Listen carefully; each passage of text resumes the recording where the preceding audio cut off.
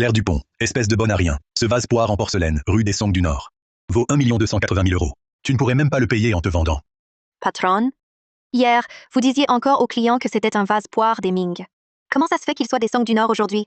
Avec tout ce qu'il y a dans la boutique, je ne peux pas tout retenir. Je m'en moque. C'est toi qui l'as cassé, alors tu le paies. Où veux-tu que je trouve l'argent? Je travaille ici depuis 3 mois et tu ne m'as pas encore versé un centime. Paie-moi d'abord mon dû, et ensuite, je paierai ton vieux vase. Tu oses encore me répondre? Je te préviens, si tu n'as pas d'argent, tu travailleras pour rembourser. Tu partiras quand tu auras tout payé. Quelle insolence! Tu oses encore me tenir tête? Moi, je sors un moment. Avant mon retour, si tu n'as pas fini de tout nettoyer ici, tu vas voir ce qui t'attend.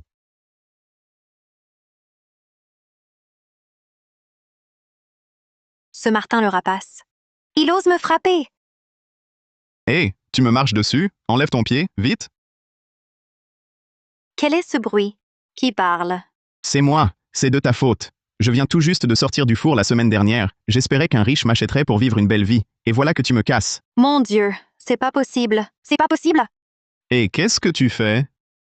Ha ha ha! Vase Yuchun, je ne pensais pas te voir dans cet état aujourd'hui. Pousse-toi un peu par là. Ne me mets pas ta laque sur le dos. Toi non plus, tu es sorti d'hier. Ta laque n'est pas sèche. Je ne me plains pas de toi. Je veux rentrer. Je ne suis pas du nan doré. Juste du tech ordinaire. Remets-moi vite à ma place. Quel vacarme. On ne peut même pas dormir. Que se passe-t-il? Comment puis-je entendre ces antiquités parler? Ce pendentif de jade brille. Serait-ce lui qui m'a donné ce pouvoir magique?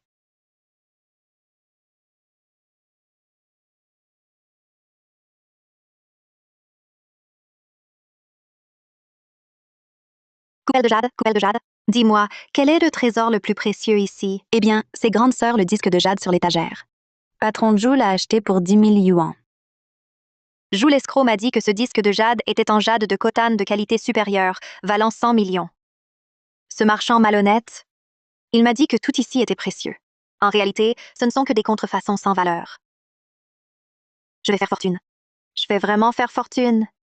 Puisque je peux entendre ces antiquités parler, aller faire des trouvailles au marché aux antiquités serait un jeu d'enfant.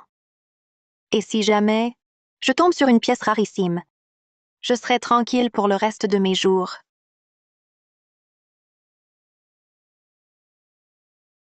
Ne passez pas sans regarder. Pour 6 € seulement, vous pouvez m'emmener. Achetez-moi, achetez-moi. Moi, je coûte 3 €. Bien sûr, achetez-moi. Moi, 1 euro? Tous ces trucs, pas un seul qui vaille quelque chose.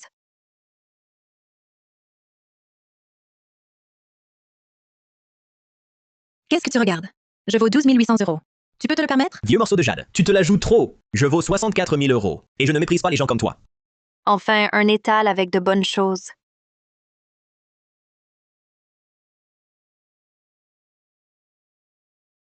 Patronne, combien pour ce trépied? 90 000 euros. Si cher? Mademoiselle, sur mon étal, tout est hors de votre portée. Circulez. Vous.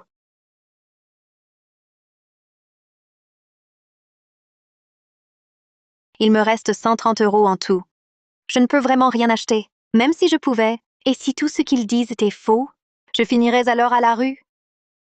Petite, ne partez pas, petite. Petite, emmenez-moi. Je vaux 384 000 euros. 384 000? Ce sont des pièces défectueuses. Si vous voulez, je vous fais un prix. Pas trop pressé. Sinon, le marchand va profiter pour gonfler le prix et me plumer. Mademoiselle, je ne coûte qu'1 euro. Emmène-moi vite à la maison.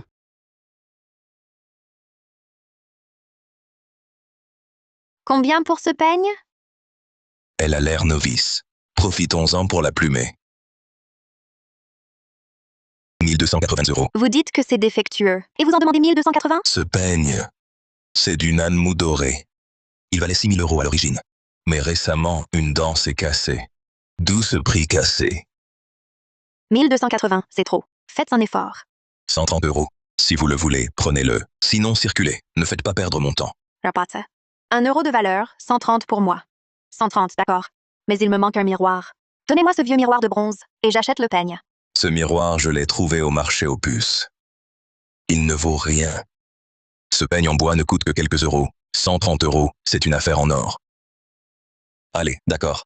Pour fidéliser la cliente, paiement par code ou espèce. Par code.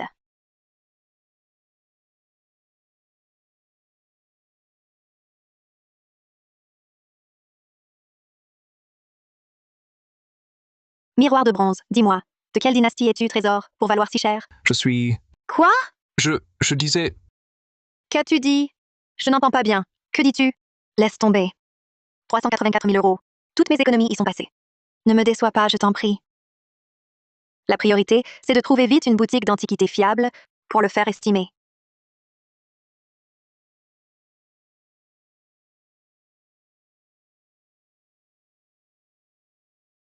Hey, petite! Achète-moi, moi! Je vaux 384 000 euros. Tu ne perdras pas au change. Arrête de te vanter. Je vaux 538 000 euros. Je vaux bien plus que toi. Achète-moi, bien sûr. Je vaux 640 000 euros. Si cette fille s'y connaît, c'est moi qu'elle prendra. Les objets ici sont vrais. Le patron a donc bon goût.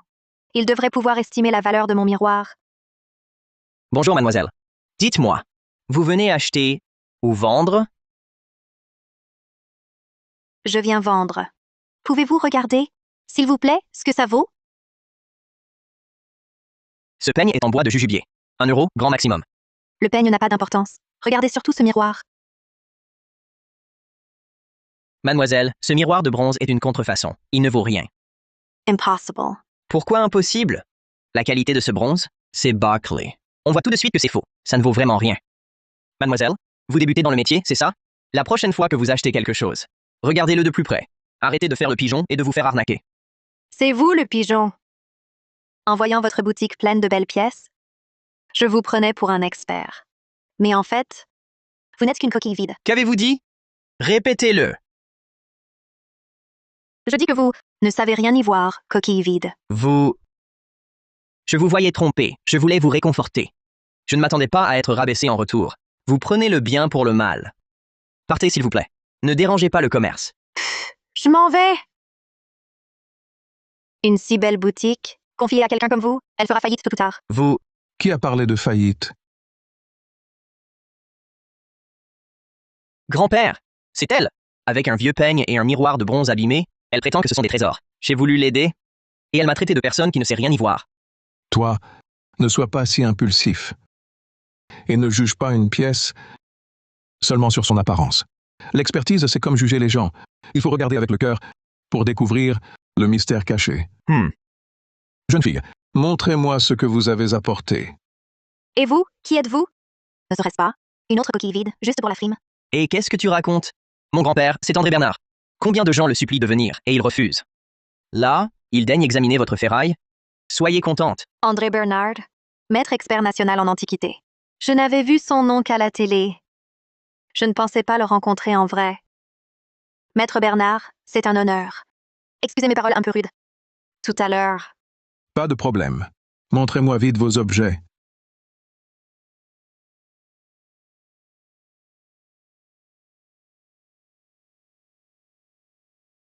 Jeune fille, d'où viennent ces pièces? C'est tout. Acheté sur des étals du marché aux antiquités. Grand-père, les motifs sont grossiers. La forme est irrégulière. C'est juste un miroir ordinaire, non? Pourquoi cette réaction? Que comprends-tu? Ce n'est pas un simple miroir de bronze. C'est un miroir de bronze aux 12 signes du zodiaque. Impossible. Ce miroir serait un miroir aux 12 signes? Maître Bernard, qu'est-ce que c'est?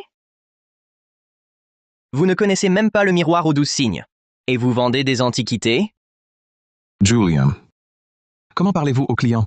Ce miroir de bronze aux 12 signes du zodiaque a été produit pour la première fois sous la dynastie Sui. Sa fabrication s'est poursuivie jusqu'au Ming et Qing. C'est l'une des catégories les plus importantes parmi les miroirs de bronze.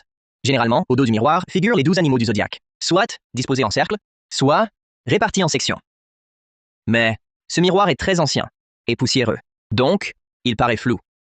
Exact. Ce miroir aux 12 signes du zodiaque porte bonheur. Les collectionneurs l'ont toujours recherché. Ceux qui existent sont souvent conservés dans de grands musées. En collection privée, on en voit très rarement. Je ne m'attendais pas à en trouver un autre. En circulation, d'après son alliage, c'est la composition typique du bronze des Sui. Le travail correspond aussi au style des miroirs de cette époque. Les motifs sont sobres et majestueux. La composition est aérée et harmonieuse. Seulement, l'état n'est pas parfait. Mais il est ancien et rare. Jeune fille, votre miroir vaut actuellement au moins 3 millions d'euros. Il vaut vraiment 3 millions. Ce que disaient ces antiquités, c'était donc vrai. Merci, Maître Bernard. Sans vous, j'aurais été pigeon. Vous avez un œil sûr? Trouver un tel trésor sur un étalage, c'est rare. Souhaitez-vous le garder pour votre collection ou le vendre? Je veux le vendre. Vous l'achetez? Bien sûr que oui. Garder une telle pièce à la maison Bernard est un honneur. Alors, maître, comme vous dites, 384 000 euros.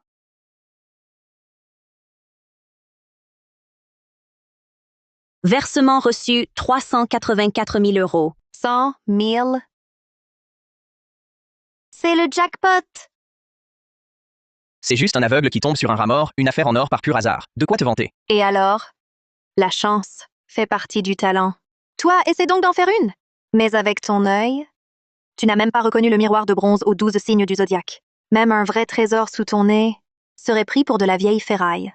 Épargne-nous cette humiliation. Arrête de jouer sur les mots. Si tu en as le cran, on se mesure. À quoi? À l'expertise d'antiquité, en 10 minutes, on trouve chacun un objet dans la boutique. Grand-père sera juge, on verra lequel a plus de valeur. Si tu perds, tu me donnes les 384 000 euros que tu viens de gagner. Et si c'est toi qui perds? Si je perds, je te double la mise, 768 000. Alors, tu te lances? Et pourquoi pas? Je relève le défi. La maison Bernard Antiquité. J'y viens depuis l'enfance. Je connais parfaitement chaque pièce. En 10 minutes. Trouver un trésor, c'est un jeu d'enfant. Elle n'est qu'une débutante. Impossible pour elle de dénicher en si peu de temps une pièce rare. C'est gagné d'avance. De toute façon, j'entends ces antiquités. Pas besoin de 10 minutes, même en une seule. Je repère une pièce de valeur sans problème. Ce pari est gagné d'avance. Puisque vous êtes partant, je me fais juge. 10 minutes de compte à rebours. C'est parti. Je me souviens qu'il y a ici des bronzes anciens, très chers.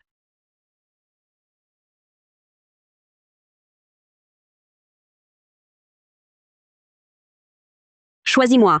Je vaux 6 400 euros. Ne l'écoute pas. Prends-moi. Je vaux 10 240 euros. Taisez-vous. Je vaux 19 200 euros plus que vous deux réunis.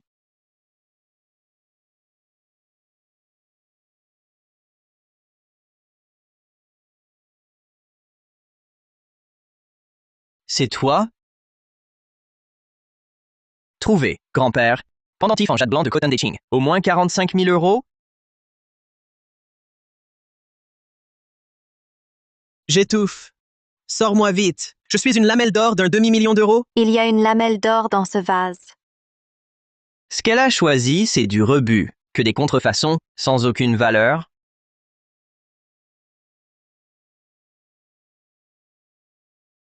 C'est celle-ci?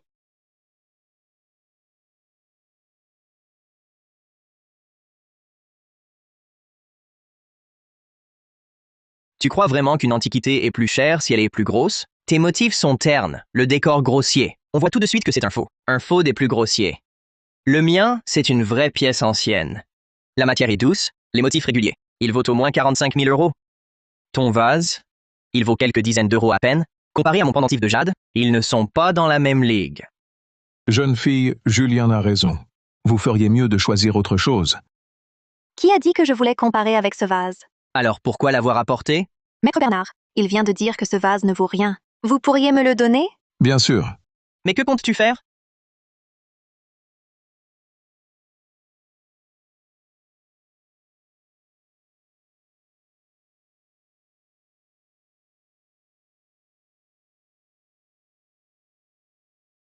Qu'est-ce que tu fais?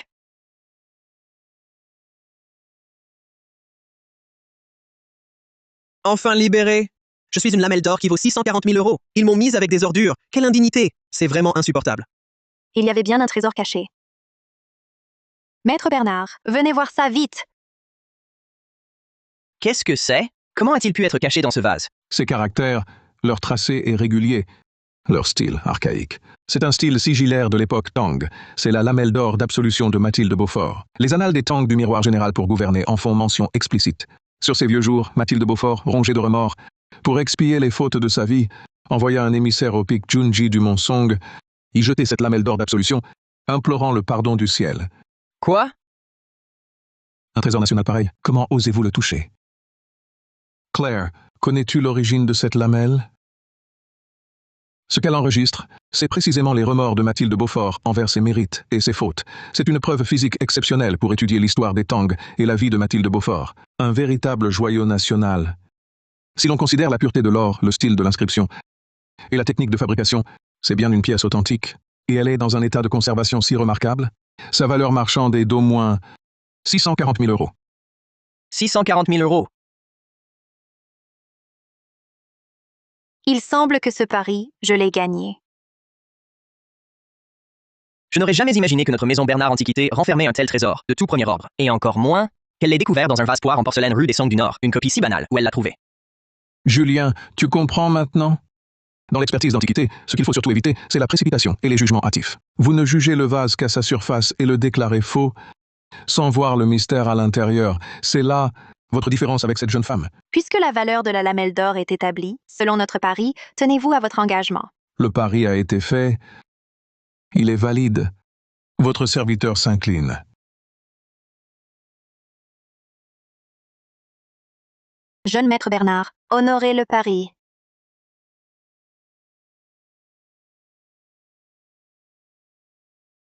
Versement reçu de 768 000 euros. Ajoutez aux 384 000 euros du miroir, en si peu de temps, mon solde a grimpé à 1 150 000 euros. 1 150 000.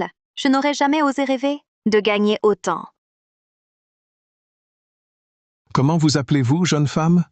C'est Claire Dupont, maître Bernard. Si jeune, et non seulement vous gardez votre sang-froid, mais votre œil et vos connaissances dépassent largement votre âge. Cette lamelle d'or d'absolution de Mathilde Beaufort, cachée dans ce vase sans valeur apparente. Même moi, je ne l'avais pas remarqué, et vous l'avez trouvée avec précision. C'est remarquable. Merci, maître Bernard. C'est grâce à ce fragment que j'entends les antiquités parler. Sinon, je n'aurais jamais découvert cette lamelle d'or. Oui. Ce fragment a un pouvoir si prodigieux. Si je trouve les autres morceaux, est-ce que j'aurai d'autres dons? Maître Bernard, ce fragment de pendentif de jade, combien en reste-t-il? Je n'en trouve plus. Vous qui avez tant vu, pourriez-vous me dire ce que c'est que ce fragment? Sa matière est très particulière. Ce n'est ni le jade de Khotan, ni la jadéite courant, ni les jades de Suyan ou de Dushan ordinaire. Sa texture est douce et fine, avec une lueur étrange et subtile.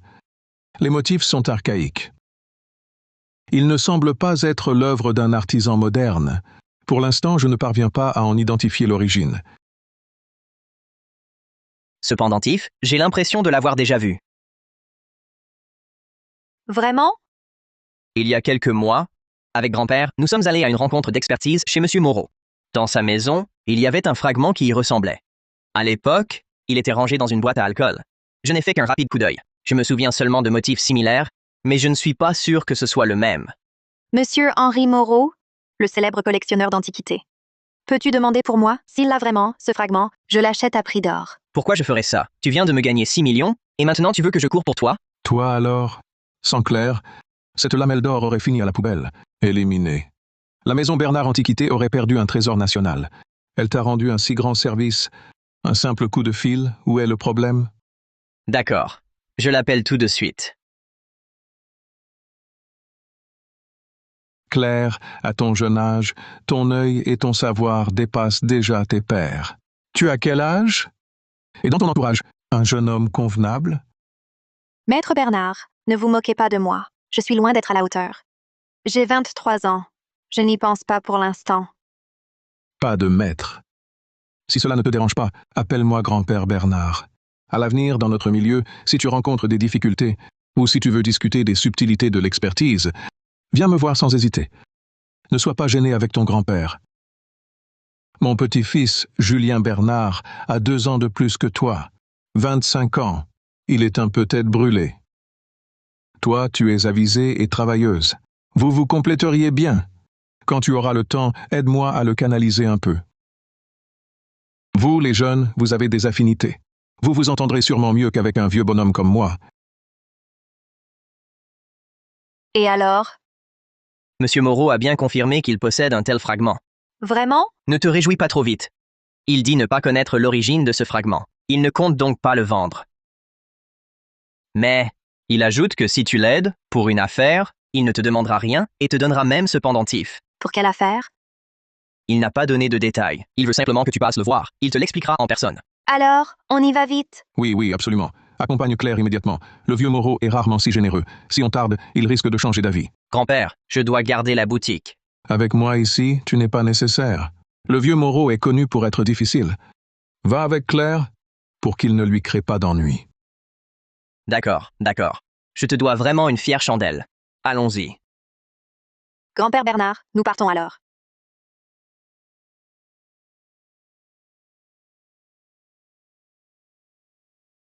Julien est là!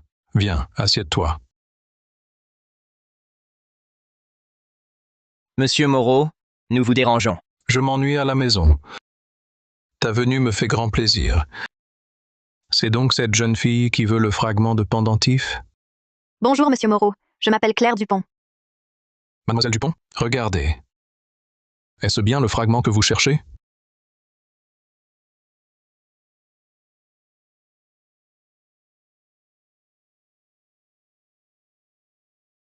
C'est bien celui-ci.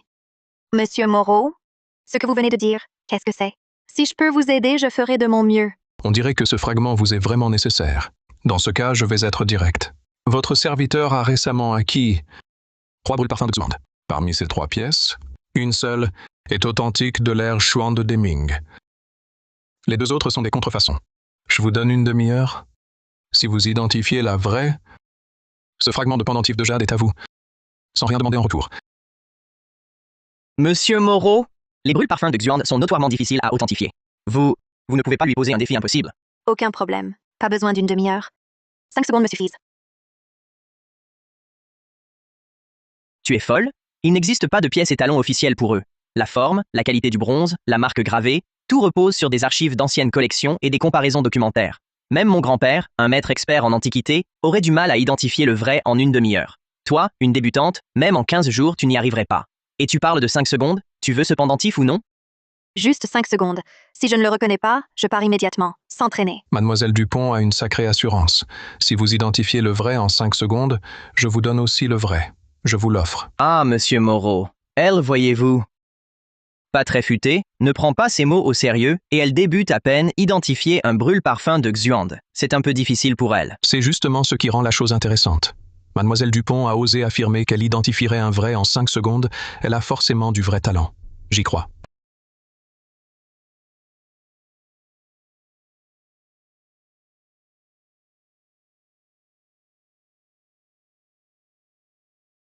Mes chers petits champions, mesdames, messieurs, papy-mamie, je vous en supplie, dites-moi combien vous valez.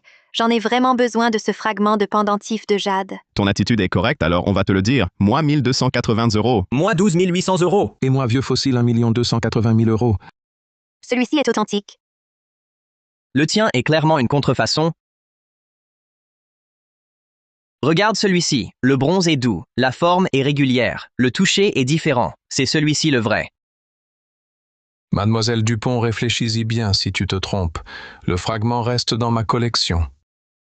Je ne comprends rien à la qualité du bronze ni aux marques gravées, mais choisir le plus cher est sûr. Prends celui-là. C'est foutu. Avec tes folies, on va se faire virer. J'aurais dû ne pas t'amener. Quel œil perçant, jeune fille. À votre âge, cette acuité est rare. Vous avez du talent. Monsieur Moreau, que voulez-vous dire? Vous dites qu'elle a raison? C'est bien un authentique? Absolument. Ces 3 brûles parfums de Xuand, je les ai acquis récemment. J'ai épluché les archives, comparé avec plusieurs pièces d'anciennes collections.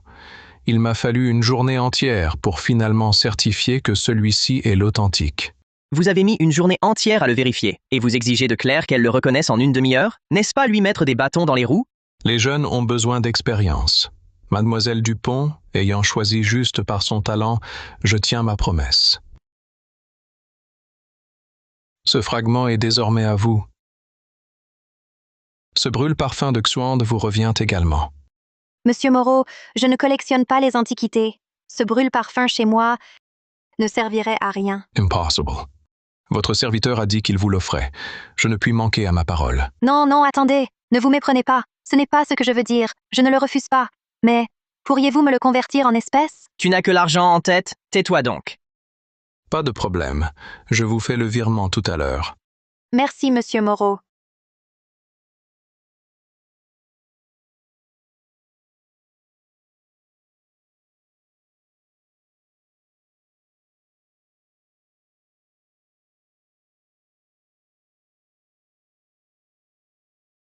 Je peux maintenant entendre non seulement les antiquités parler, je vois aussi leur origine et technique de fabrication. Puisque je vous ai donné le fragment, pourriez-vous m'expliquer comment vous l'avez reconnu comme pièce authentique? Mademoiselle Dupont? Hé! Tu rêves? Monsieur Moreau te parle. Serait-ce que je sois la seule à voir cette lueur azurée du pendentif? Tu vois une lumière étrange? Quelle lumière! Oh là là! Laisse ça de côté. Monsieur Moreau te demande comment tu as vu que c'était authentique. Je suis la seule à la voir. Monsieur Moreau, ces trois brûle-parfums se ressemblent, mais diffèrent beaucoup. Celui-ci, bien que vieilli en surface, a un bronze impur. Trop de plomb et de zinc y sont mêlés, le rendant lourd et sec au toucher. Et sa marque gravée, fabriquée sous l'ère suante des grands Ming, a des caractères raides. Ce sont clairement les traits d'une contrefaçon moderne. Valeur maximum, 1280 €. Celui-là doit être une contrefaçon haut de gamme du milieu des Qing. Meilleure que la première copie, un peu meilleure, trop d'étain a été ajouté, ce qui donne une couleur terne et inégale. Les lignes des motifs manquent de fluidité, et il n'a pas le souffle antique des vrais brûle-parfums Xuand des Ming. Valeur, 12 800 € environ. Quant à cette pièce authentique, elle est fabriquée sous l'ère Xuand des Ming, à la mode à l'époque, en bronze finement poli. Le métal est pur et doux au toucher. Il est lourd, mais pas pesant en main. La marque gravée sur ce brûle-parfum est en écriture régulière, gravée en creux. Les caractères sont vigoureux, les pleins et déliés naturels. Ajoutez à cela la patine, formée naturellement, fine et profonde. Ce sont précisément les caractéristiques d'un brûle-parfum de Xuand des Ming. Sa valeur atteint 1 280 000 €. Bravo. Très bien dit. Pour une jeune fille, vous avez non seulement un œil infaillible, mais vous savez aussi expliquer les subtilités avec une telle clarté. Votre avenir est prometteur. Vous êtes trop indulgent, monsieur Moreau. J'ai simplement eu de la chance de pouvoir discerner leurs différences. Si vous m'aviez posé la question avant, j'aurais dit que c'était une intuition. Mais maintenant, je peux percevoir l'origine et les traits d'un objet. Expliquer tout cela me vient donc naturellement. Monsieur Moreau, puisque j'ai résolu votre doute, pourriez-vous me dire où vous avez obtenu ce fragment de pendentif de jade? Je souhaite rassembler les autres. Ce morceau, je l'ai eu dans une boutique d'antiquités. Le patron me l'a offert. Son jade m'a paru spécial, aux motifs anciens, pas ordinaires. Je l'ai donc pris, sans trop y penser. Une boutique d'antiquités? Vous souvenez-vous du nom de cette boutique? Pourriez-vous me le dire? Le nom était la boutique Martin Antiquité. L'adresse exacte m'échappe.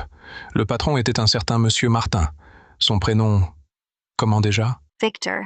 Ah oui, c'est Victor Martin. Jeune fille, comment le savez-vous? Pour tout vous dire, cette boutique Martin Antiquité, c'est là que je travaillais. Ce Victor Martin, c'était mon patron. Quelle coïncidence. Victor Martin et moi, nous nous connaissons un peu. Puisque vous cherchez les autres fragments, je peux vous aider à demander. Ce n'est pas nécessaire. J'irai moi-même. D'autant plus qu'il me doit encore 3 mois de salaire. Je vous accompagne. Mon grand-père a dit de bien vous remercier. Victor Martin est tristement célèbre pour son manque de scrupules. Si je ne vous accompagne pas et qu'il vous maltraite, mon grand-père me reprocherait mon manque d'efficacité. Alors merci beaucoup. Bien. Avec Julien, je suis rassuré. Et attendez, jeune fille, à votre âge, un tel don pour les antiquités est vraiment rare. Votre avenir est des plus prometteurs. À l'avenir, si un problème survient dans ce milieu ou pour échanger sur l'expertise, venez me voir quand vous voulez. Merci, monsieur Moreau.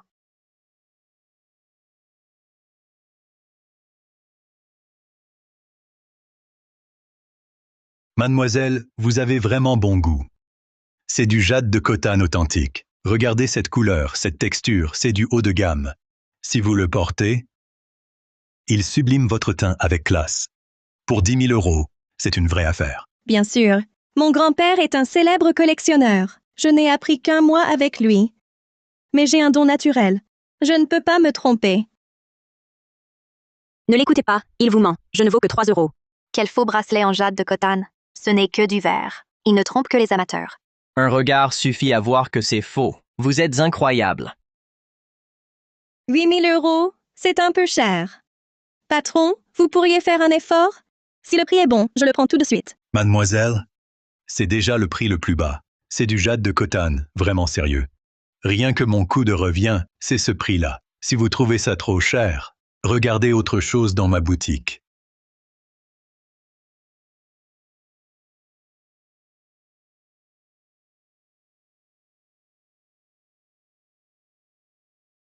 Ce n'est pas moi qui l'ai fait tomber. C'est toi qui as cassé mon bracelet en jade de Khotan. Il vaut 800 000 euros, pas un centime de moins. Allez, paie. 800 000 euros?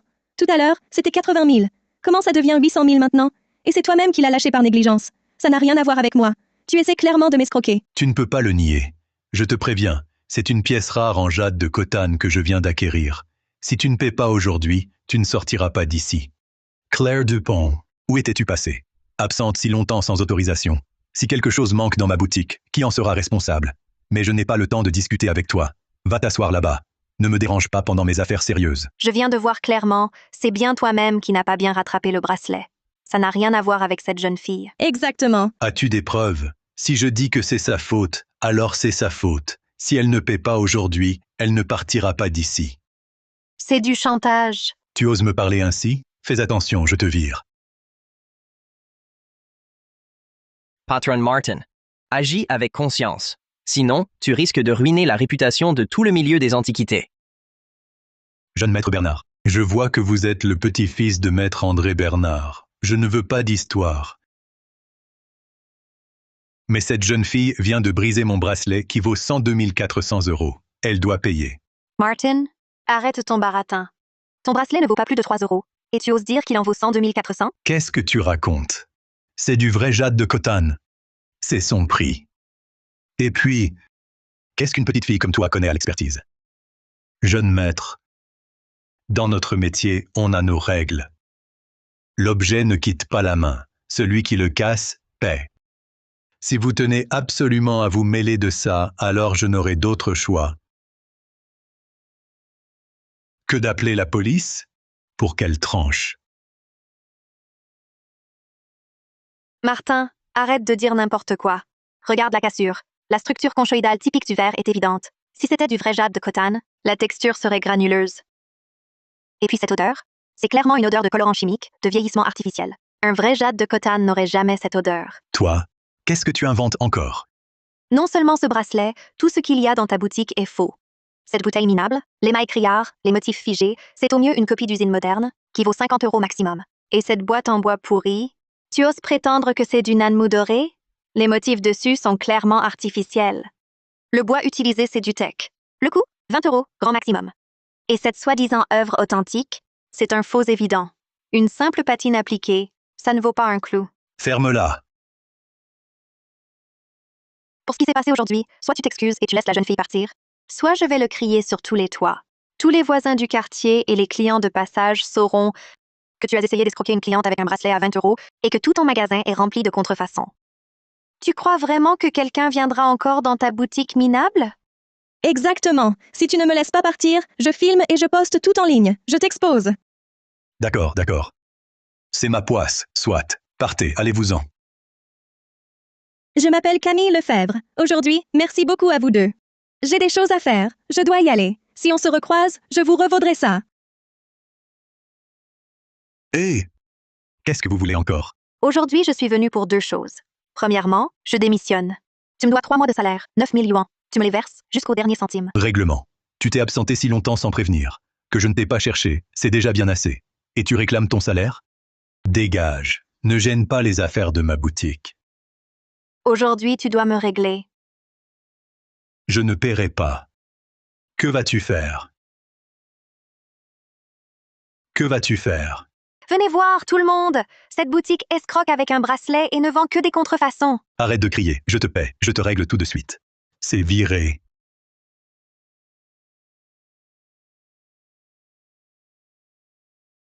$9 000 yuans.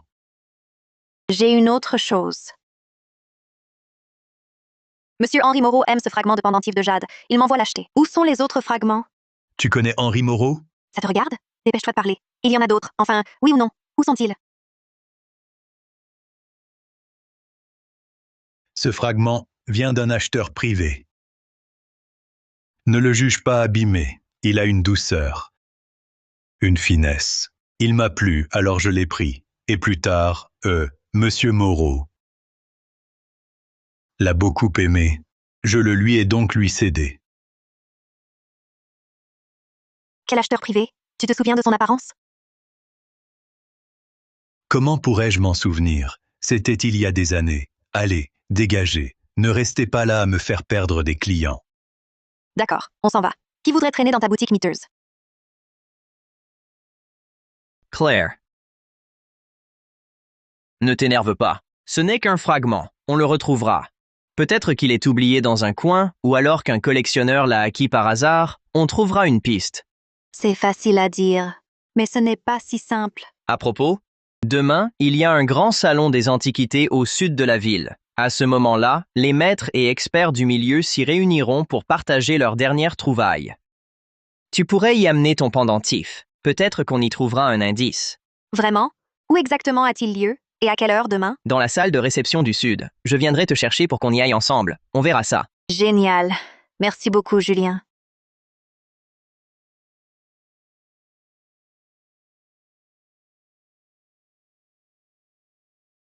Mon grand-père y sera. Monsieur Moreau aussi. Viens.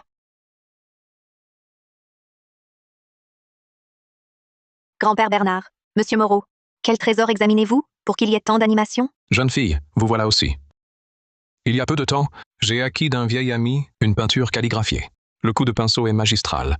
Le papier est ancien. Tout indique un original, mais certains caractères me laissent perplexe. Je la porte donc pour avis.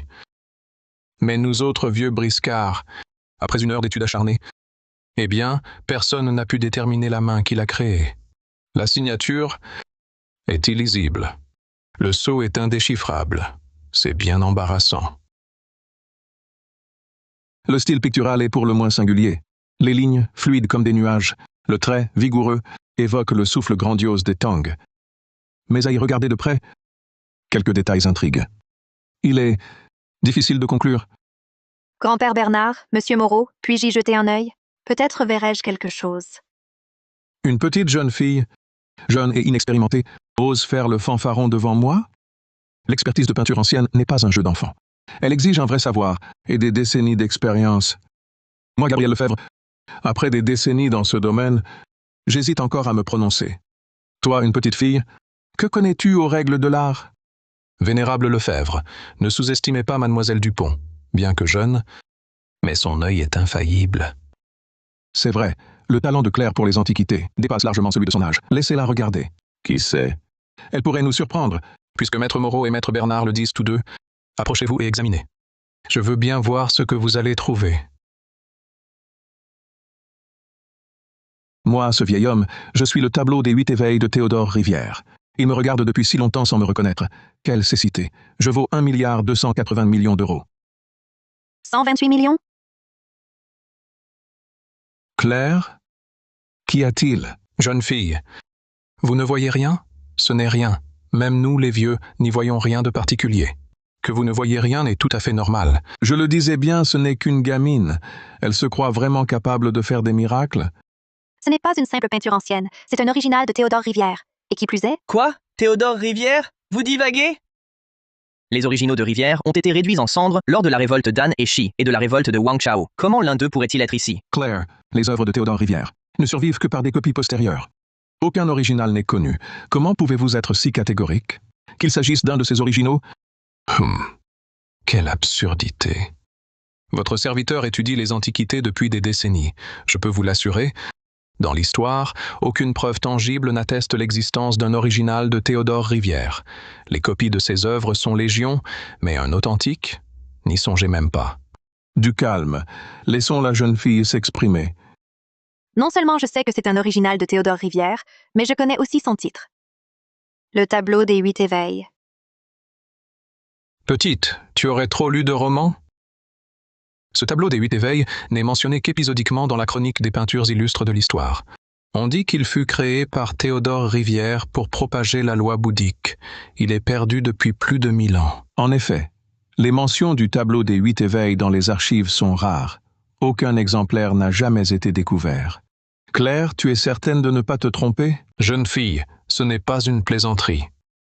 Si nous prenions cette peinture pour un original de Théodore Rivière, perdu depuis des siècles, le tableau des 8 éveils, la réputation de nous autres, ces vieilles connaissances, en prendrait un sacré coup. Grand-père Bernard, c'est vraiment le tableau des 8 éveils de Théodore Rivière. Je ne mens pas. As-tu des preuves que ceci est l'original perdu de Théodore Rivière?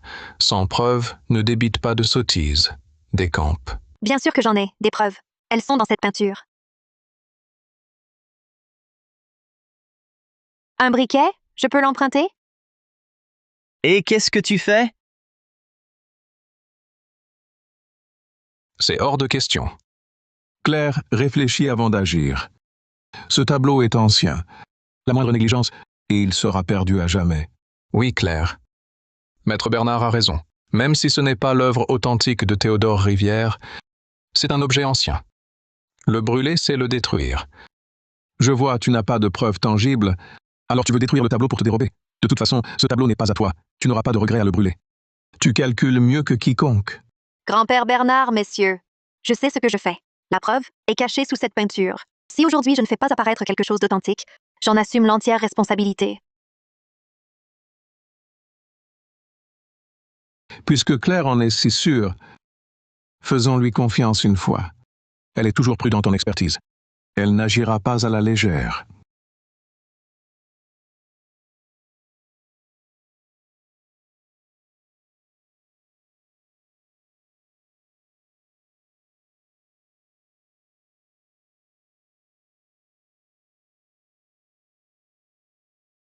Mais il y a une autre peinture en dessous.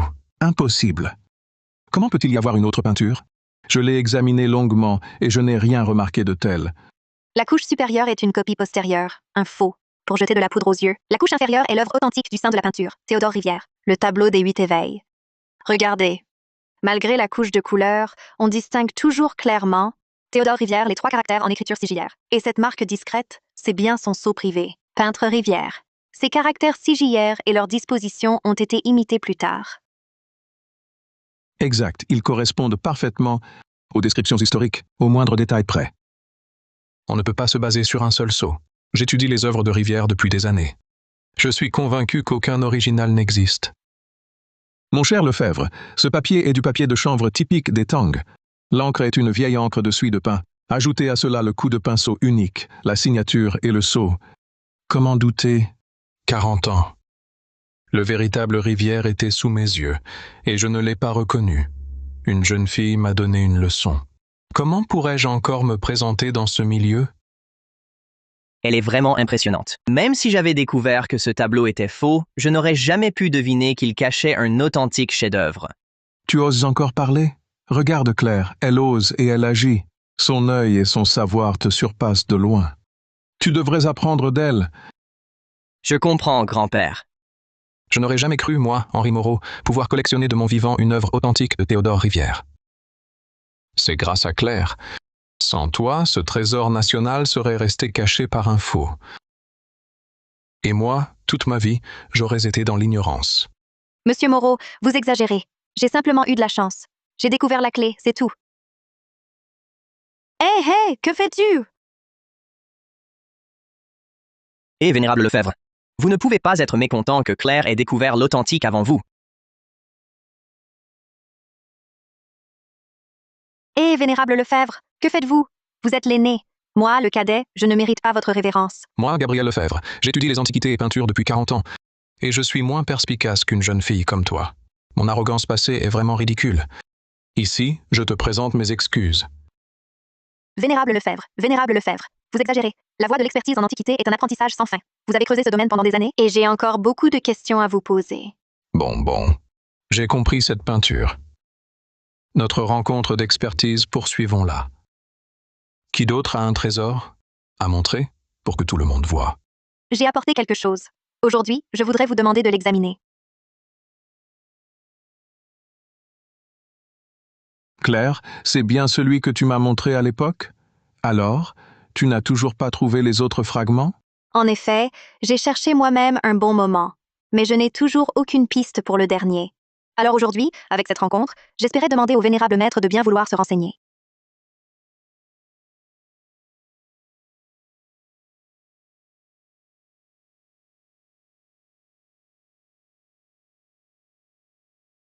Même si, pour l'instant, aucune trace de ce fragment n'a été découverte. Maintenant, je peux voir la technique des Antiquités et leur origine. Sur la rue des Antiquités, je pourrais peut-être dénicher encore plus de trésors. Belle demoiselle, je suis un disque de jade des Song.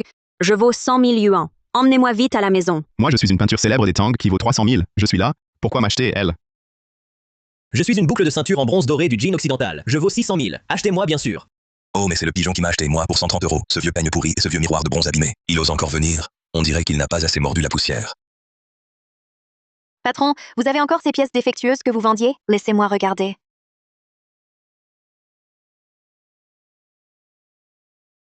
Faites-vous plaisir.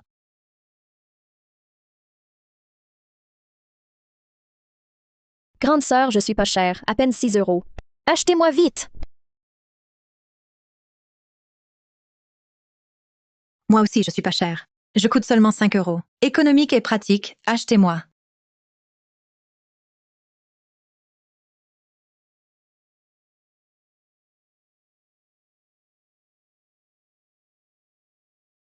Claire Dupont, espèce de sous-fifre.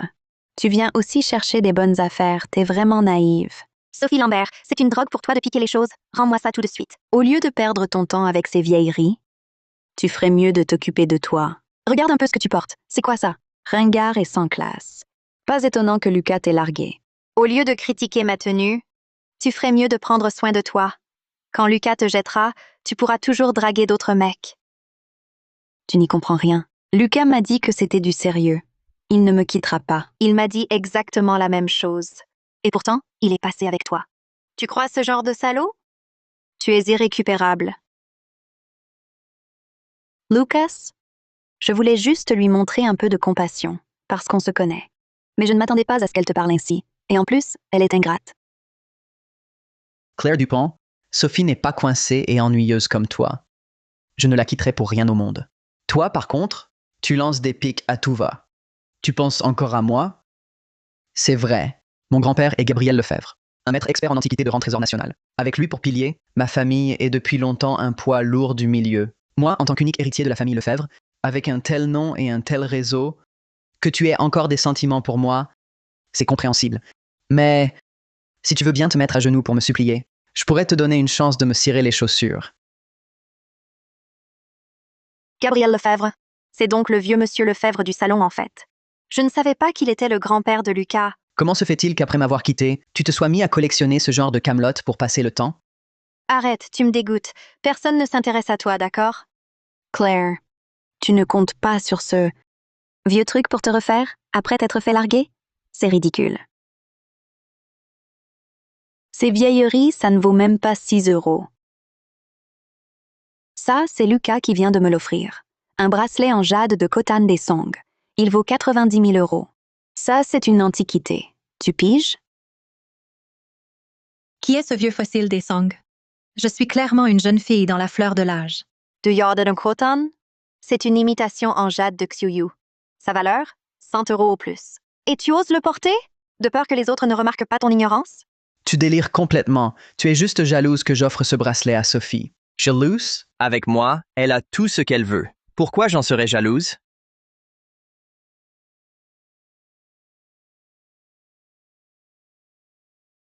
Claire, tu es forte. À peine séparée, tu t'es déjà collée au jeune maître Bernard. Ah, je ne savais pas que tu étais si sans aucune honte. Oui, Lucas. Tu étais si bon avec elle, et elle te plaque pour un autre. Vraiment volage? Vous devriez vous regarder dans une glace, vous deux sales types, avant de me critiquer. À force de trop parler, vous allez vous mordre la langue. Lucas Lefebvre? Taise-toi. Jeune maître Bernard, par respect pour ton grand-père, je te donne un conseil. Cette femme est une mauvaise personne. Elle n'a pas réussi avec moi, alors elle s'accroche à toi. Fais attention, elle te ruinera, toi et ta fortune. Je sais mieux que toi qui elle est. Inutile d'en rajouter. Tu le connais depuis quand, Lucas Lefebvre? Avant. Je suivais souvent mon grand-père dans des salons. Je l'ai vu quelques fois. Vous osez chuchoter à l'oreille devant moi, c'est ça? Comme si je n'étais pas là. Pourquoi tu me regardes? Continuez à vous disputer. J'attends le spectacle. Style à tête de Phoenix Han, mais moderne.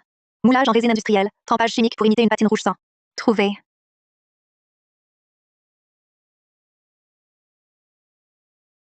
Chérie, j'adore cette épingle. Le patron vient de me dire que c'est une vraie antiquité des Han. Le jade est pur, la gravure superbe. Elle vaut 500 000 €. Chérie, je la veux vraiment. Tu me l'achètes? Hé, hé, hé, rien à voir avec moi. Ne me flatte pas pour mieux me nuire. Tais-toi, si je dis que c'en est une, c'en est une. Exact, tout à fait exact. C'est une vieille antiquité des Han. Elle vaut ce prix. Pas de problème. Si tu l'aimes, je te l'achète. Julien, tu es fou ou quoi? Elle vient à peine avec toi et te réclame une épingle à 500 000 €. Elle ne cherche que ton argent, c'est évident. Si ma copine la veut, même 500 000, même 5 millions, je suis prêt à les dépenser. Je ne suis pas comme certains qui rechignent à offrir du vrai à leur copine. Pour 100 €, un bracelet en faux jade de Khotan, vous espérez tromper les gens? Et vous osez dire que les autres sont cupides? Qui a dit que j'étais radin? Je vois bien que vous essayez délibérément de semer la zizanie entre Sophie et moi. Sophie ne se laissera pas berner. Sophie, t'as vu quelque chose qui te plaît? Regarde tout ce que tu veux. Aujourd'hui, sur cette rue des Antiquités, tout ce qui te fait envie, je te l'achète. L'argent, ce n'est pas un problème. Lucas, je ne veux rien d'autre. Je veux juste l'épingle à cheveux que Claire tient dans sa main. Elle est si finement travaillée. Je l'adore. Patron, qu'est-ce que vous attendez? Emballage, vite. D'accord, je vous l'emballe tout de suite. Patron. Cette épingle, c'est nous qui la voulons. Il faut respecter l'ordre d'arrivée. Lucas Lefebvre, votre maison. Lefebvre n'a sûrement pas les moyens de la maison Bernard Antiquité. En termes de fortune, vous ne faites pas le poids.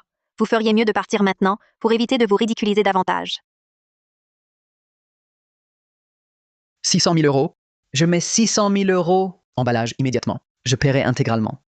D'accord, d'accord. Lucas, tu n'es pas le seul à avoir de l'argent. Aujourd'hui, cette épingle, je l'achète, quoi qu'il en coûte. Oh. Ton horizon est vraiment limité. Patron, 1 million. Je prends tout. 1 million. Mon chéri est vraiment généreux. Pas comme certains radins. Lucas, ne fais pas le fier avec ce que tu n'as pas. Dans le milieu des antiquités, tout le monde sait que ton argent de poche vient de ton grand-père. C'est une somme modique par mois. Après tes dépenses frivoles, en as-tu vraiment autant à sortir? Ah, Lucas. Tu dépends donc toujours de l'argent de poche de ton grand-père? Heureusement que je t'ai quitté. Sinon, je serais comme Sophie maintenant, incapable d'acheter ce qui me plaît. Quelle vie misérable. Qui dit que Lucas ne peut pas l'acheter? Lucas? Cette épingle à cheveux, tu dois absolument l'acheter. Sinon, tout le monde dans le cercle le saura. Ils penseront tous que tu es inférieur à Julien. Il t'écrasera toute ta vie.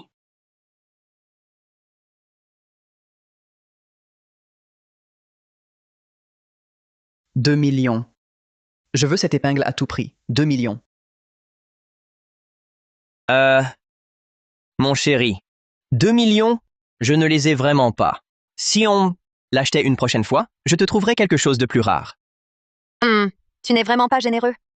Ah là là. C'était qui a tout à l'heure juré qu'il lui fallait cette épingle? Et maintenant, c'est moi qui l'ai. Patron, qu'est-ce que vous attendez? Emballez-la vite. 256 000 €. Très bien, je vous l'emballe.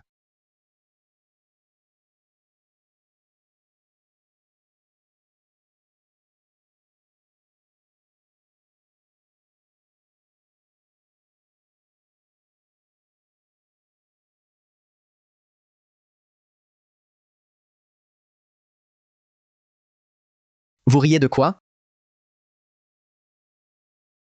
On rit parce que t'es un imbécile.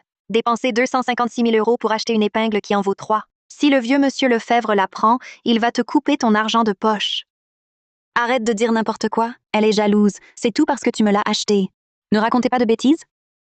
Si vous ne me croyez pas, regardez cette épingle. Les traces de coulée en résine ne sont même pas sèches. Et cette patine rouge sang, c'est aussi de la peinture chimique. Avec un ongle, on peut en gratter une couche. Seul un pigeon comme toi qui n'y connaît rien achèterait ça comme un trésor.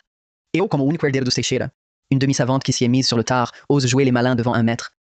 Si tu ne me crois pas, ouvre-la et regarde.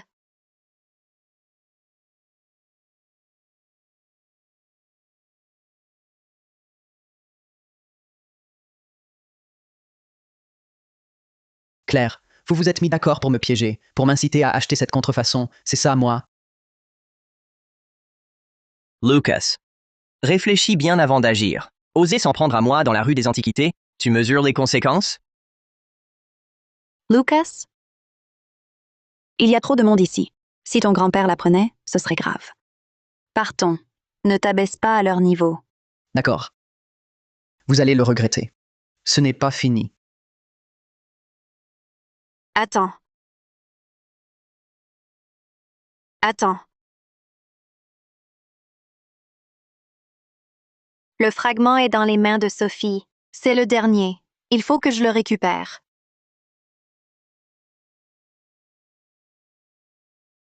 Ça, c'est Lucas qui me l'a offert. Un sac en édition limitée. Il vaut 102 000 euros. Alors, tu es jalouse? Lucas, tu viens de dire que je n'y connais rien? On parie sur un défi? Qu'est-ce que tu manigances encore? Ne crois pas qu'une fois suffise pour recommencer. Juste un pari d'expertise. Tu as peur? J'aime bien ce sac. Parlons-en comme enjeu. Si je perds, je t'achète ton épingle pour 384 000 euros. Ça fera mes excuses. Mais si je gagne, le sac est à moi. Toi, une simple employée, où trouves-tu tant d'argent? Ça te regarde? Alors, on parie ou pas? Lucas, Claire Dupont, tu as juste eu une sacrée veine. Pour voir que cette épingle était fausse. La battre sera un jeu d'enfant. D'accord, pari accepté. Mais j'ai une condition. Laquelle? C'est un pari strictement entre nous deux. Il ne peut pas t'aider. Tu dois chercher seul et juger par toi-même. Si quelqu'un te fait un signe discret, tu perds. Pas de problème. Mais on parie sur quoi? C'est moi qui décide. Alors, comment on fait? En 3 heures, sur cette rue des Antiquités, chacun doit trouver une imitation. Celui dont l'imitation a la plus haute valeur estimée gagne. Claire, t'as perdu la tête. L'expertise, c'est trouver des pièces authentiques. Chercher des contrefaçons, ça n'a pas de sens. Mais les contrefaçons ont leur grade. Une copie ordinaire aujourd'hui vaut quelques dizaines d'euros. Mais une imitation des Ming ou des Qing peut valoir des dizaines de milliers, voire des centaines de milliers d'euros. Les copies, c'est tout un art. Si tu n'oses pas, tu peux encore abandonner. Trouver une contrefaçon? Pas besoin de 10 minutes. 5 suffiront pour t'en dénicher une. Le perdant devra s'y tenir. Lucas a grandi au milieu des Antiquités. Il a tout vu, même les contrefaçons haut de gamme. Son œil expert te dépasse de très loin. Tu nous offres 300 000 euros sur un plateau. Ne pas les accepter serait manquer à ta générosité. On verra bien qui rira le dernier. C'est parti. Claire, tu vas devoir nous remettre ces 300 000 euros sur un plateau d'argent. En 5 minutes, je vais te montrer ce qu'est un vrai pro.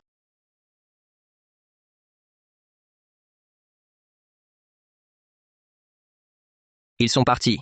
Pourquoi tu ne bouges pas? Le temps presse. Dépêche-toi. Parce que j'ai déjà trouvé.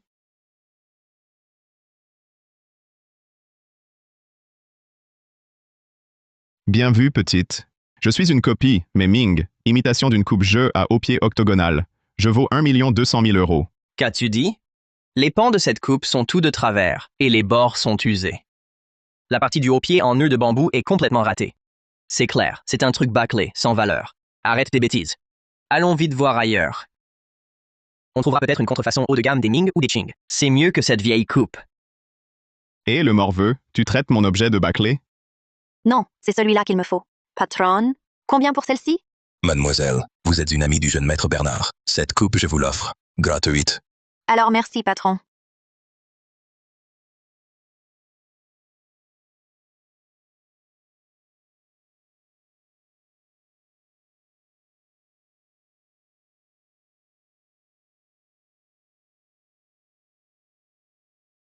On avait dit 5 minutes, non? Comment il fait déjà nuit? Claire, c'est ça que tu as trouvé? Juste une vieille coupe, un truc qu'on laisserait même pas traîner dans la rue. Tu n'as pas honte de présenter ça? Je croyais que t'avais trouvé un trésor, mais c'est juste un vieux brûle-parfum. Claire, tu ne penses pas que tu vas perdre, alors tu sors des poubelles n'importe quelle camelote pour nous berner? Mon vase, c'est une contrefaçon haut de gamme des Qing, un vase bleu et blanc au lotus enlacé de Kangxi. La pâte est d'un bleu intense et profond, et le motif de lotus enlacé, le travail est si raffiné, les traits si fluides. Il vaut au moins 150 000 euros. Ton petit verre miteux, 50 euros grand max. Ça ne fait même pas la moindre de ma pièce. Tu oses vraiment le sortir pour te ridiculiser? Ce pari, je l'ai gagné. Imbécile, tu crois tout ce que dit le patron? Je ne suis qu'un vase en terre cuite ordinaire. Je vaux 100 €. Tu t'es fait avoir. Ton vase, il a l'air impressionnant, c'est vrai. Mais malheureusement, c'est juste une contrefaçon bâclée, d'un petit atelier moderne. La couleur de l'émail, c'est du colorant chimique. Il a un éclat criard. Les lignes du lotus enlacé sont raides et sans vie. Même la diffusion du bleu a été faite à la main. 100 € grand max. Et ma petite coupe est une pièce du four impérial des Ming, une pièce fine imitant le jade des Song. Son émail présente une craquelure naturelle avec un motif de rinceau doré. La forme carrée est régulière et son pied en bambou est bien ajusté. Même la pâte est cette pâte ivoirine si prisée sous les Ming. Elle vaut bien 128 000 €. Quel tissu de mensonge. Mon vase, je l'ai payé très cher à un vieux collectionneur. Comment pourrait-il ne valoir qu'1 €? Et puis, oser prétendre que ta misérable petite coupe vaut 128 000 €. Qui peut le prouver? Ce vieil homme peut le prouver.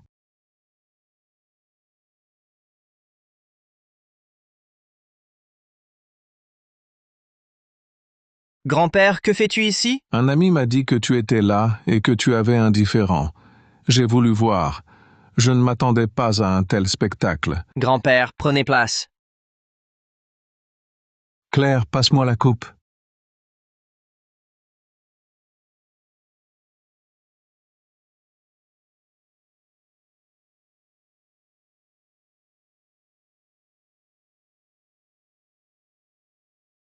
C'est bien une coupe jeu à haut pied octogonal des Ming imitant les Song. Le travail est d'une grande finesse. Sa valeur sur le marché vaut environ 128 000 €. Cette coupe est extrêmement rare. Claire, me laisserais-tu à moi, ce vieil homme, l'honneur de l'acheter? Bien sûr. Quant à ce vase, ce n'est qu'une imitation à glaçure chimique. Elle ne vaut pas 100 yuan. Petit Zhuang vieux comme je suis dans le milieu des antiquités, j'ai traîné mes guêtres des décennies. Mes mots ont encore du poids. Si je dis que cette coupe est authentique, le reconnais-tu? Puisque vous le dites, je le reconnais. Qui est ce vieillard? De quel droit ces paroles font-elles autorité? Tais-toi, tu n'y connais rien. La Maison Lue des Antiquités est le leader du secteur. Notre famille a plusieurs collaborations à discuter avec eux, et lui, c'est le patriarche des Lus. Un pari est un pari. Il est temps de tenir ta promesse. Donne-moi le sac. Frère Chao. Donne-le lui.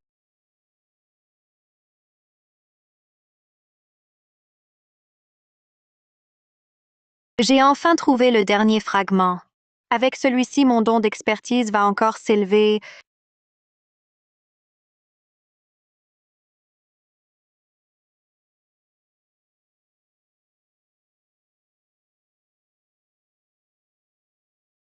Siren, qu'as-tu? Tes yeux te font mal. Ma chère, si la douleur est trop forte, allons à l'hôpital.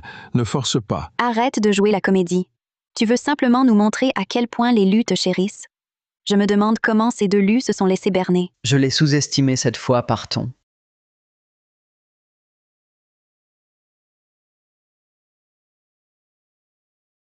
Je te déconseille de me fixer. Je suis une entité très maléfique. Prends garde que je ne m'attache à toi. Je peux non seulement identifier les trésors, mais aussi lire les auras. Claire, tu rêves ou quoi? Tes yeux, ça va vraiment? Faut aller à l'hôpital? Ça va, je vais bien. Grand-père Bernard. D'où vient ce chapelet? Je l'ai acquis lors d'une vente aux enchères, il y a quelque temps. Pourquoi? Je peux le regarder?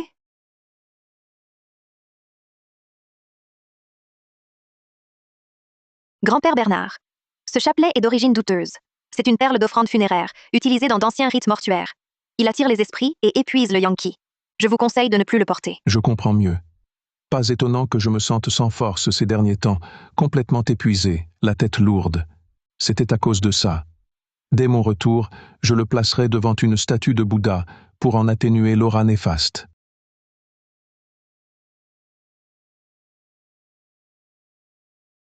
Vénérable Duval, vous êtes libre? Qu'y a-t-il?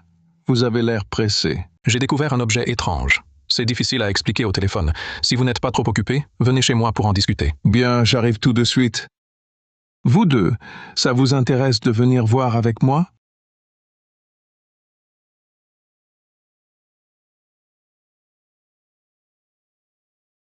Vénérable Duval, enfin vous voilà. Mademoiselle Claire, vous êtes là aussi. Parfait. Je compte que ma petite fille apprenne l'expertise d'antiquité avec vous. Elle est justement à la maison aujourd'hui. Je vais vous présenter dans un instant. Camille, viens un peu. Oui, grand-père? C'est celle dont je t'ai parlé. Lors de la rencontre d'experts, elle a identifié d'un seul regard l'authentique œuvre de Wu Daozi. À l'avenir, tu devrais apprendre d'elle et ne pas ressembler à ton frère, qui ne fait rien de productif. Grand-père, je te l'ai déjà dit tant de fois, ne me compare pas à Lucas, ne nous mets pas dans le même sac. Nous n'avons pas la même mère. Ce bâtard ignorant, ce fils illégitime, quel rapport avec moi? Je suis plutôt douée, moi. Nous avons des invités. Pourquoi dire tout cela? Maître Bernard, excusez ce spectacle. J'ai trop gâté ma petite fille. Elle parle sans retenue. Oh, c'est donc de toi que parlait mon grand-père. Quelle coïncidence. Tu es... Tu ne me reconnais pas? Ce jour-là, dans l'antiquaire, tu m'as aidé. Ce n'est pas moi qui l'ai fait tomber. C'est bien toi. Tu as cassé mon bracelet en jade de Cotane. Il vaut 102 000 €. Tu dois me rembourser intégralement. Dépêche-toi de payer. Je m'appelle Camille. Merci à vous tous pour votre aide aujourd'hui. Je dois y aller. Si je vous recroise, je vous remercierai comme il se doit. Alors tu t'appelles Camille Lefebvre? Quelle coïncidence. Tu es la petite fille du vénérable Lefebvre? Vous vous connaissez?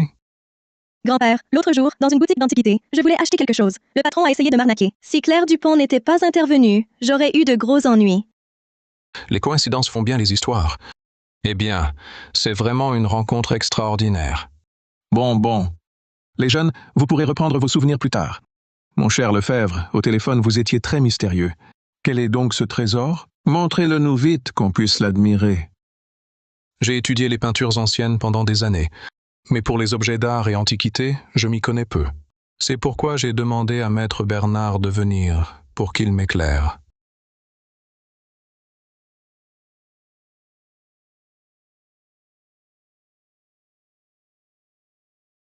Voici un objet que mon petit-fils indigne a acquis je ne sais où. Il prétend que c'est un trésor qui attire la fortune. Je l'ai étudié plusieurs jours, mais je n'arrive pas à déterminer de quel dieu de la fortune il s'agit. Pourtant, sa matière et son travail sont exceptionnels. Je l'ai donc gardé pour le moment. Je suis le dieu de la fortune, Yves Valois. Comment oses-tu me regarder avec un tel regard? Très mauvais présage. Sculpture en buis à petites feuilles d'etching. Sa patine est douce et prend une teinte cire de miel. Elle est imprégnée d'une aura agressive de richesse occulte. Une offrande ouverte attirerait des malheurs liés à la spéculation. Une offrande cachée pourrait favoriser la chance de richesse occulte. Cette statue dégage un noir sinistre. Même si c'est un dieu de la fortune occulte, elle ne devrait pas porter une aura aussi lourde. Serait-ce que cette statue cache un mystère?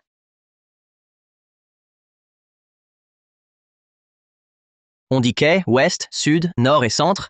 La fortune vient des 5 directions. À l'est, Benoît Caron. À l'ouest, Georges Mercier. Au sud, Charles Giraud. Au nord, Pascal Fournier. Et au centre, Hector Moreau. Ces 5 dieux de la fortune sont universellement reconnus dans le milieu. Mais, Vénérable Lefebvre, votre dieu de la fortune, non seulement je ne l'ai jamais vu, je n'en ai même jamais entendu parler. Julien a tout à fait raison. Cependant, outre ces 5 dieux de la fortune, il existe aussi des dieux de la fortune moins connus. Quel dieu de la fortune moins connu? Des dieux de la fortune moins connus, il y en a beaucoup. Les plus célèbres parmi eux sont le dieu vivant de la fortune Simon Delorme, la déesse de la fortune Margot Lenoir, le dieu occulte de la fortune, l'esprit rat. Simon Delorme et Margot Lenoir, je les vois souvent sur de nombreux objets décoratifs et peintures. Mais l'esprit rat, c'est la première fois que j'en entends parler. Cette statue serait-elle donc l'esprit rat? Non plus. Parce que ce qu'on appelle l'esprit rat, en réalité, c'est tout simplement un rat. Un rat peut être un dieu? C'est vraiment bizarre.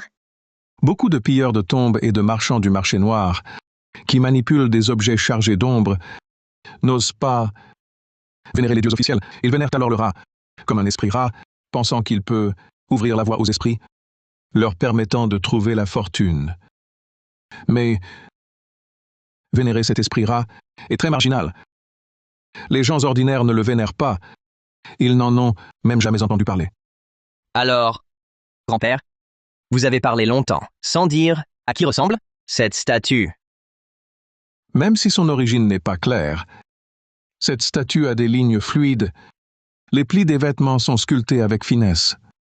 Même si ce n'est pas un dieu de la fortune, rien que par sa matière et sa technique, l'avoir chez soi n'est pas une perte. Non. Cette statue ne doit pas rester.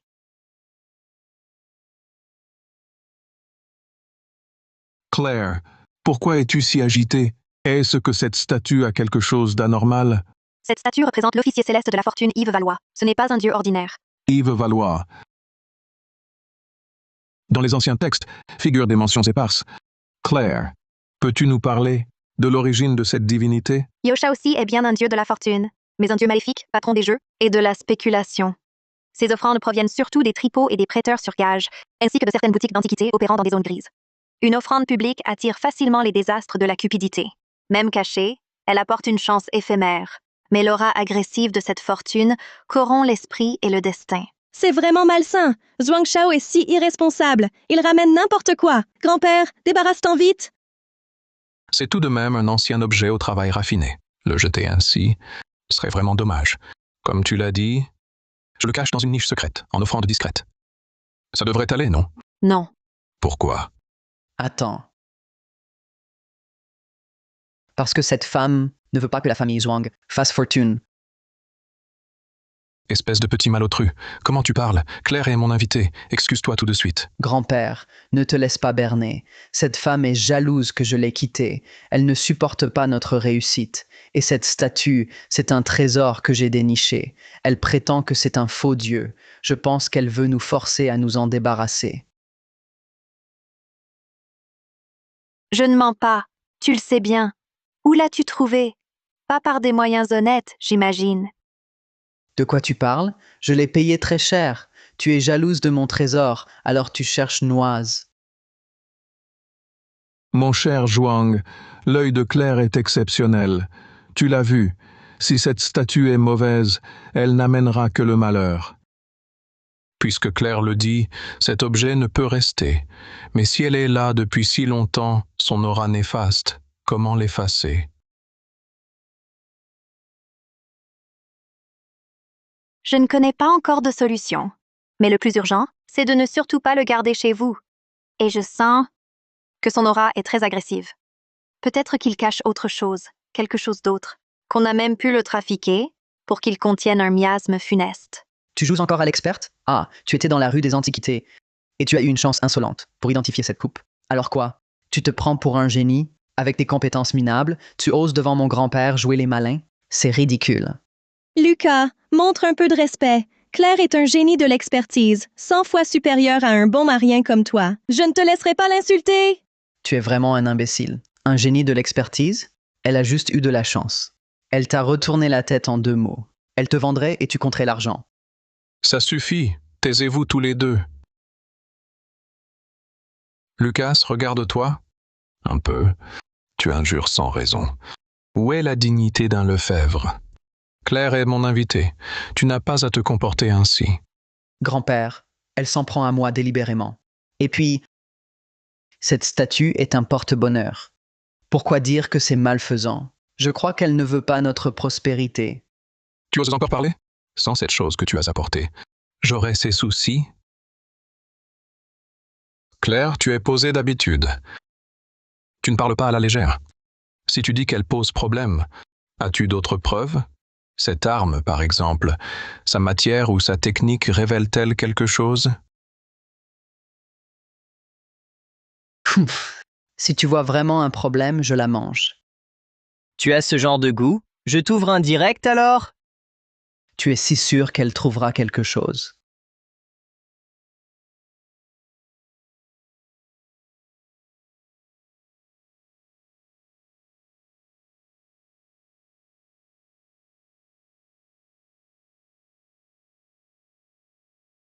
Il y a un clou à l'intérieur. Ah, ne le touche pas!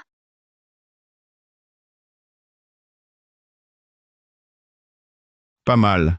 Je suis dans cette statue depuis si longtemps. Tu es la première à me trouver. Très mauvais présage. Forgé sous les Ming, tête ornée d'un dragon. Le corps porte une inscription funéraire. Il porte le miasme funeste d'un tombeau royal. Un vivant qui le touche verra son foyer troublé et finira sans descendance. Vénérable Lefebvre. Passez-moi une paire de gants. Cet objet dégage une aura trop agressive. On ne peut pas le prendre à main nue. Ce n'est qu'un vieux clou. Pourquoi tout ce tapage? Tu es aveugle ou quoi? On voit bien que ce n'est pas un clou ordinaire. Ah oui, c'est vrai. Tu es aveugle, sinon tu n'aurais pas acheté un truc aussi bizarre. Toi,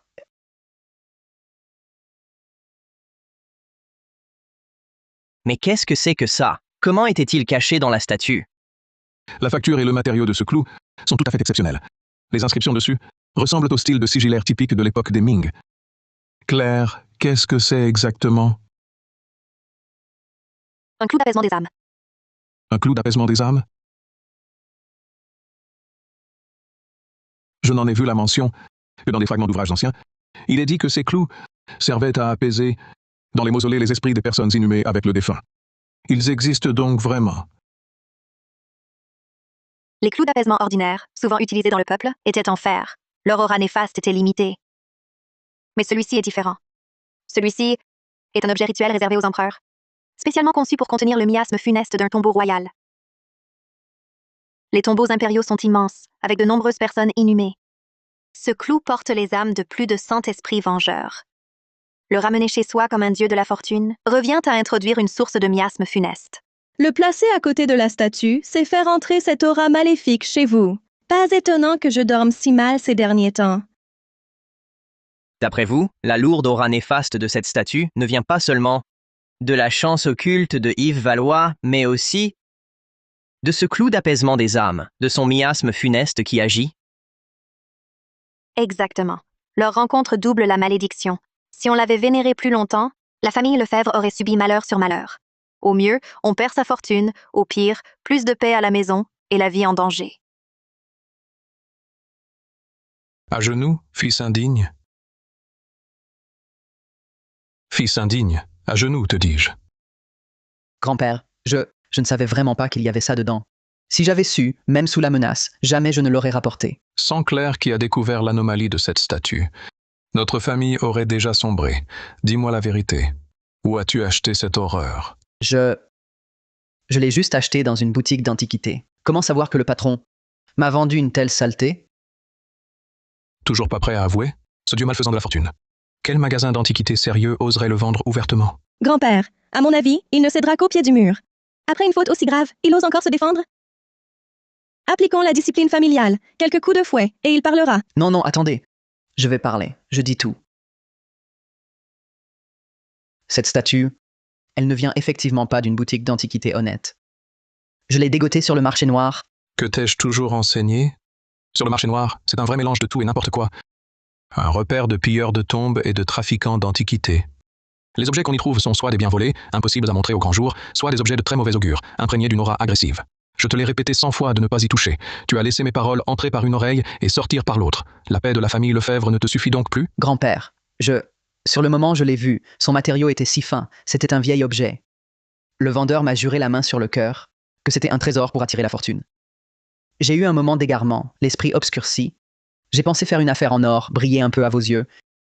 C'est pourquoi j'ai dépensé une fortune pour la ramener à la maison. Qui aurait pu savoir qu'elle cachait une chose aussi sinistre? Tu n'as pas une seule fois pensé que tu allais presque nous faire périr tous. Grand-père, calme-toi, prends soin de toi. Pour ce qui s'est passé aujourd'hui, je dois te donner une leçon.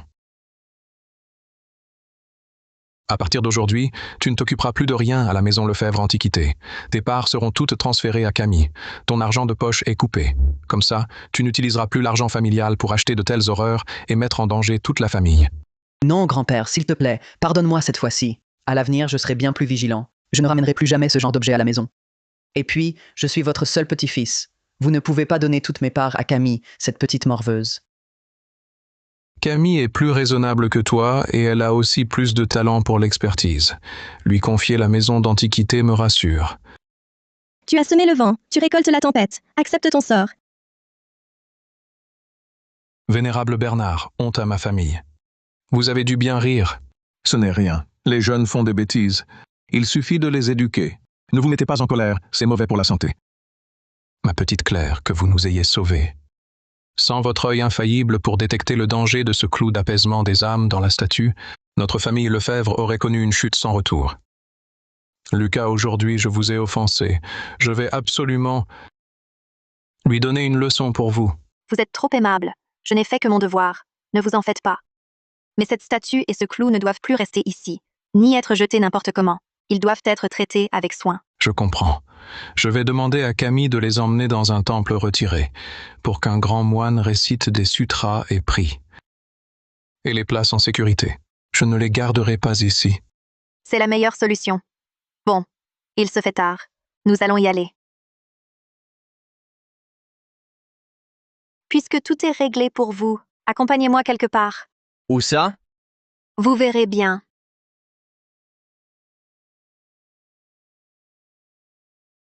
Hé, Claire. Pourquoi revenons-nous chez Martin? Tu n'as pas encore évacué ta colère de la dernière fois. C'est pour faire fructifier mon argent. Je veux reprendre cette boutique. Tu aurais pu le dire plus tôt. J'ai plusieurs locaux vides disponibles. Je t'en offre un, c'est plus simple. Pas besoin de te compliquer la vie. Je ne mérite pas ce cadeau. Je ne veux pas de votre boutique. Et puis, j'ai décidé il y a longtemps de reprendre cette boutique d'antiquité. Je veux que Martin le rapace se tue à la tâche pour moi.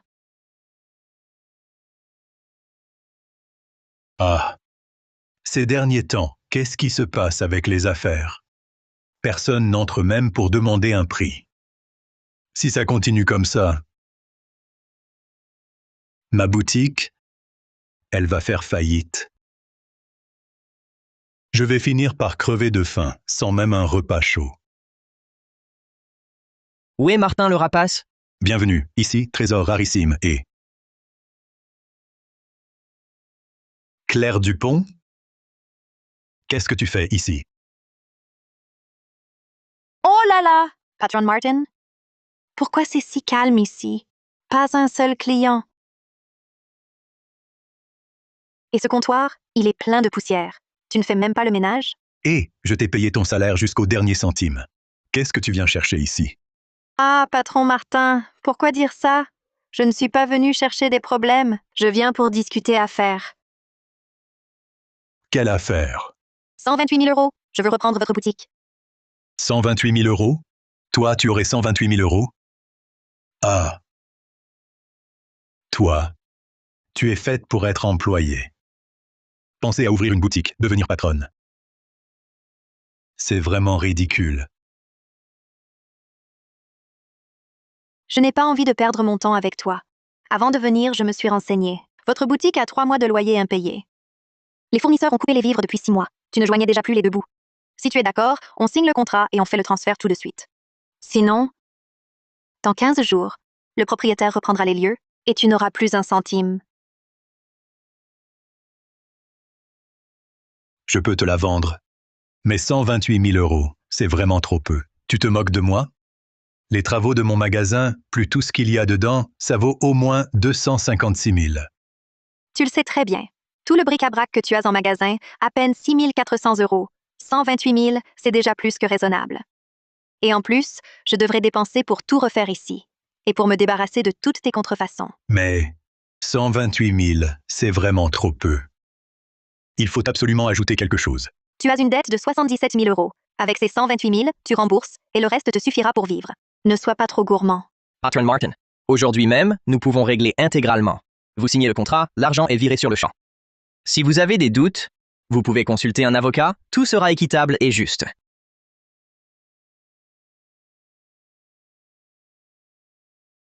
« 192 000, sinon rien à faire.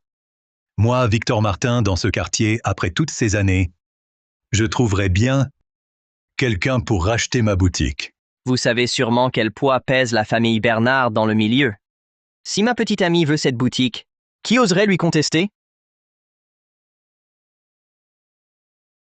Vous forcez la vente. Eh bien, aujourd'hui, je force la vente. Que pouvez-vous y faire? D'accord, d'accord. 128 000 €. 128 000 €, soit.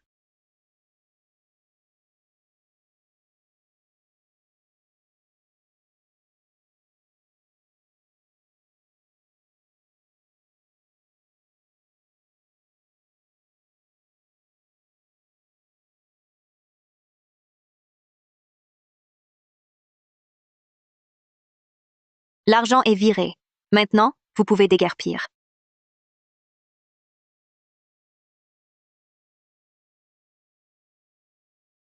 À partir d'aujourd'hui, cette boutique est à moi.